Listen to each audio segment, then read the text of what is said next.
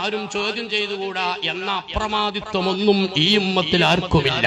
സയ്യിദുനാ മുഹമ്മദ് റസൂലുള്ളാഹി സ്വല്ലല്ലാഹു അലൈഹി വസല്ലമ തങ്ങൾ ചോദ്യം ചെയ്യപ്പെടാതെ മുസ്ലിങ്ങൾ അനുസരിക്കേണ്ട നേതാവാണ്. ബാക്കി ഏത് നേതാവിനെയും, ഏത് സയ്യിദിനെയും, ഏത് ആലിമിനെയും, ഏത് ഖാദിയെയും ഈ ഉമ്മത്ത് അനുസരിക്കുന്നത് അള്ളാഹുവിനോടുള്ള നിഅമത്തിന്റെ വിധേയത്വത്തിന്റെ പേരിൽ മാത്രമാണ്. മുഹമ്മദ് റസൂലുള്ളാഹി സ്വല്ലല്ലാഹു അലൈഹി വസല്ലമ തങ്ങൾ പഠിപ്പിച്ച ദീനിന് അനുസൃതമായി പ്രവർത്തിക്കുമ്പോൾ ഖാദിമാരെ നമ്മൾ ആദരിക്കും, ഖാദിമാരുടെ തീരുമാനങ്ങൾ അനുസരിക്കും, പണ്ഡിതന്മാരനുസരിക്കും, അതിൽ വിമർശിക്കൂല.